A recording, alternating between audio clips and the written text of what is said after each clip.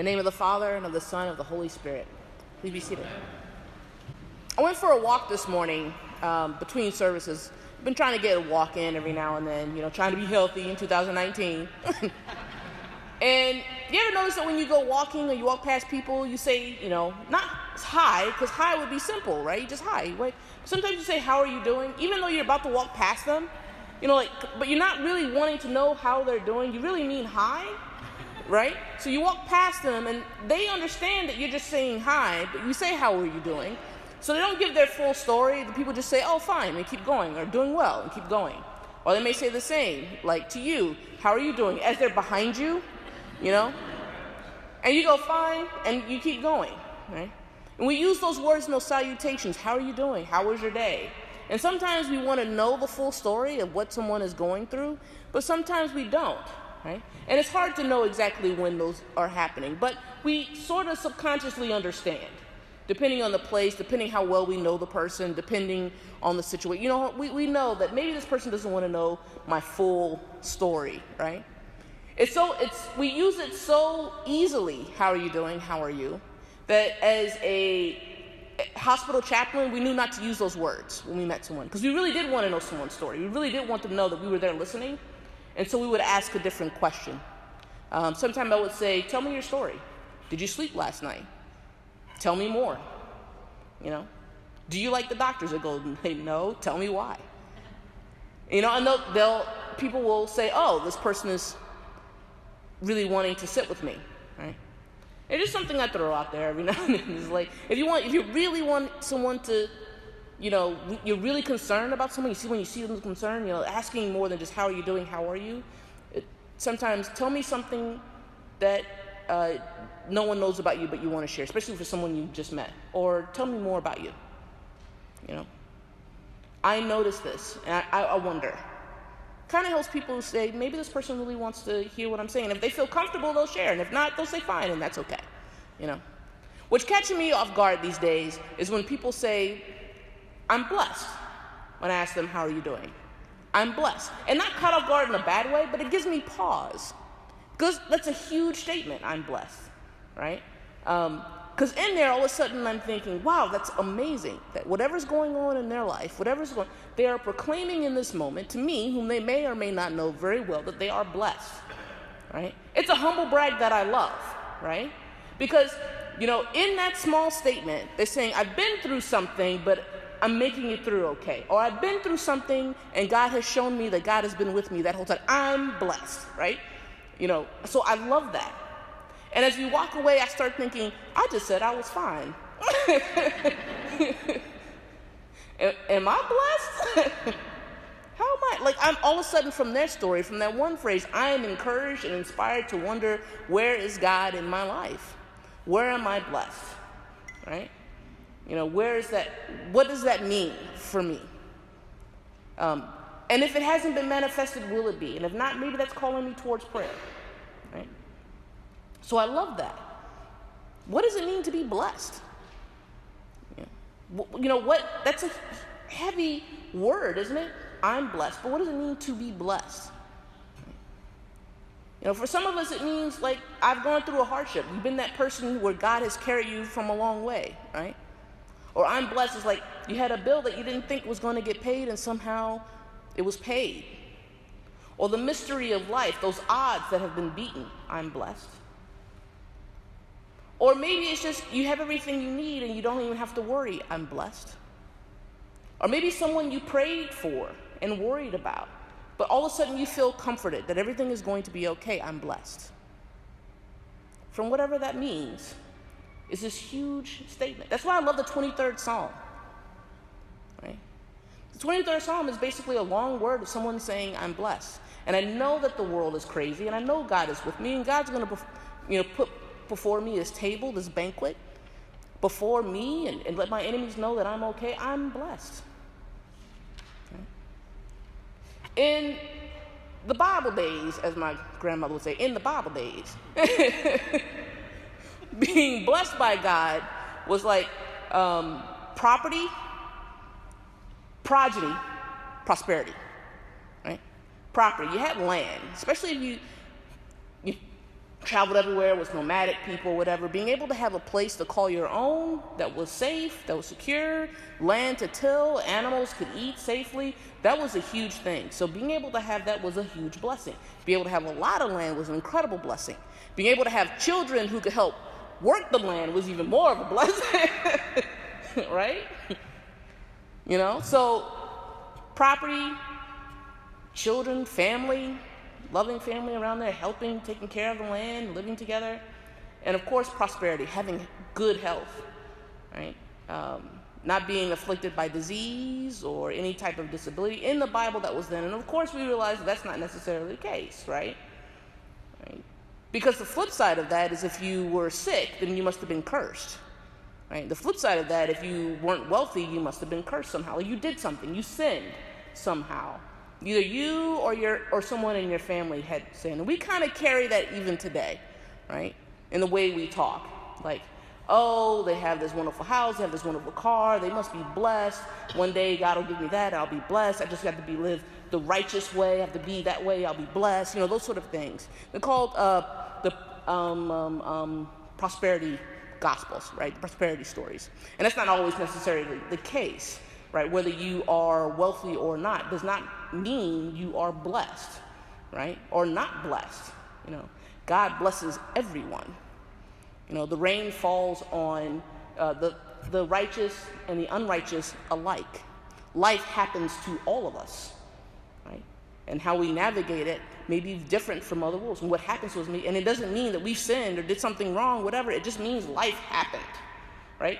Another thing my grandmother used to say, if trouble hasn't knocked on your door, just wait. Everybody's had trouble knock on their door for whatever reason. And no fault of their own, and no fault of their family's own. And God sees that, and God knows that. Right? So there was a story of how there was a man who was blind, and the disciples were with Jesus, and they asked Jesus, they see him blind, they said, what did his family do to cause that? What sin did his family commit to make him blind? What sin did he do? And this man didn't commit any sin. Jesus went and prayed over him and healed him because the man asked for healing. You know, he didn't do any of that. So Jesus was changing that mindset, right? About blessing and sin and hardship. Right? We're all blessed differently than one another. Like the way we are blessed are all going to be different. But we're blessed in some way, and I guess looking back at our lives and looking at wonders, how has God blessed me? How has God been there? Where's the hope been? Where have I been carried? Right?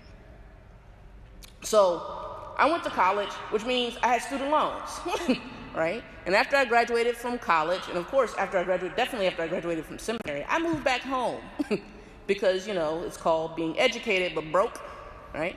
And so I'm trying to figure out how to pay these wonderful, incredible student loans that I didn't realize. And I said, ooh, I wish I could just win the lottery. Look at the lottery, it's like $450 million.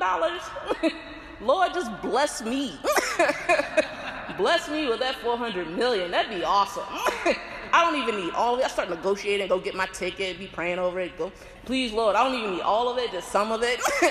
Just pay off my bills and move out of my mama's house. You know, all these other things that you start thinking about. So I'm not a bad person. Because why wouldn't God bless me? I'm like one of a gazillion people who are also probably saying the same prayer. You know? But you're asking for that blessing. And of course, I didn't win the lottery. Right? I've never won the lottery. But I started thinking about in ways that I've never gone hungry. In ways in which I am wealthy beyond means, the things that I didn't even realize that I had that just kept me going. You know, there was always food on the table. There was a roof over my head. Not the roof I would have preferred, not my mother's place, but still, it was there. You know, friends and family, places that I could go. You know, things in which God has blessed me. And Jesus is telling us that we are blessed in many different ways.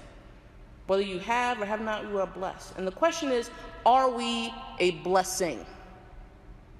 Right? How do we bless others? Another thing my grandmother says is that God blesses us so that we could share that blessing with others. Because if you don't share it, God will take it away, right? And she meant that because I was singing and I didn't want to sing. And she said, well, if you don't sing, you're going to lose it. And she's right. Like, if you don't practice that, that's a muscle. If you don't practice that, it goes away. But she was like, you have a gift. Share it. God gives you these gifts to share. It's like God's telling us we bear good fruit. And the trees don't just bear the fruit just to look beautiful, but it feeds all those that are around it. Every animal, every insect, everything is benefited by the fruit in which the tree bears. So, how do we become a blessing? In which ways do we become a blessing? If you can speak words of blessing, of encouragement, of love. People need that, right? If you have eyes, see how people are suffering and wonder, how can I help? And how can I get them connected to people who can help? I have hands, I have feet. And if I don't have that, I have heart. I have a mind. And if I have extra, I can give. My mother, we weren't always like financially secure growing up because, 5 kids, single parent, it's going to be tough. And 4 boys, they eat everything. My husband laughs at me because I used to guard my food. Like, I used to eat like this, and he was like, why are you guarding your food? I'm like, I'm doing what? And then he met my brothers, and they're just like, all over my plate, They're big guys. But as a kid growing up, like, making sure there was enough food for everybody was hard. Like, we were big on peanut butter jelly sandwiches and ramen noodles, right? And we had Thanksgiving coming up and Christmas coming up. My mother was like, you guys aren't getting anything this year. I just can't afford it. I don't even think we're going to afford a dinner. We'll just have something simple. But it'll be okay. We'll be fine. And, of course, we were like, okay. And then the church gave her a turkey. And she was like, oh my gosh, we have a turkey. This will be great. We can have a dinner. I can, whip up these other things. We can have a nice family dinner. Then someone knocked on the door and someone brought another turkey. And I was like, oh my gosh. I was like, you can put that in the freezer. We can have, we can even cook it up, save it up, whatever. And my mother was like, no. And she calls a friend and says, do you need a turkey? And I was like, well, why are you doing that? She was like, well, we have one, but I know someone who also needs one. So when she did that, another knock on the door, there were 2 more turkeys that showed up. And she gave those away, right? And that's when she told me, she says, God has blessed me enough to be able to bless others. We have enough. We'll be fine. Right? And as I think about that, I was thinking about in which ways in which I too can do that. Jesus says we're going to be fine. The more we bless others, the more it returns back to us in such a huge way. In college, there was a young lady that I met. I didn't like her. I'm going to be honest. I didn't like her. Okay, so we weren't friends. But she looked like she was having a really hard morning. And so I invited her over for breakfast that morning. I saw her, was like, you don't look like you've been eating or anything. She's like, nah, I just haven't had time. I was like, look, I'm about to make myself breakfast. You want to come over? You don't have class, just come on over. And she was like, okay. And we sat and we ate and we talked for a little bit, nothing major, and then she left, right? And that was it, right? No big deal.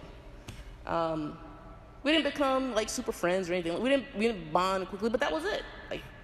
And I thought nothing of it, right? And then after I graduate, I'm in town and I bump into her and she stops me and she thanks me and says, you saved my life that morning. Because I was depressed and suicidal, but you made me a meal. And that just kept me going for some reason. And I was blown away, right? I'm not a big chef. It wasn't a big meal, right? But I could have easily just rid her off, be like, oh, she's having a bad day because she's a bad person, and just walk away. But I invited her, and I didn't know what was going on with her life. I didn't know, but that ended up becoming a blessing for her, and I just didn't know. And we never know how these things that we do, that we think are little and nothing, just small bits of kindness, small bits of awareness, small bits of empathy, how they ripple out to be such a big thing for folks. Right? You see a child, smile at the child because you just never know if they have people who are just smiling at them, and they will smile back. It goes a long way. God is blessing us in so many different ways, gives us gifts in so many different ways. God's saying, be a blessing. Because when you do, when you become a blessing, you're blessing God. That blessing goes to God. And God likes to show up mysteriously a lot. You know, there's many stories in the Old Testament of God showing up as angels that happen to just, go to somebody's house and have a meal and bless somebody, and people are like, who was that? Oh, that was God. God just showed up. Being able to see God in each and everybody's faces, because you just never know. God is in each and every one of us. And God is hungry, and God is sick, and God is tired, and God is searching for justice. And God has this wonderful belief that when God gives us the tools and the things that we need to heal and be part of the world, that we will use them to do that. The gospel isn't just about the wonders and belief and the magnificence of God. It's this other thing too, that God believes in us. That God trusts us. That God says, I know they can use their hands, their heart, their knowledge to help each other in such a profound way. So I invite you to think about the ways in which you have been blessed and how you can share that blessing to one another. Amen.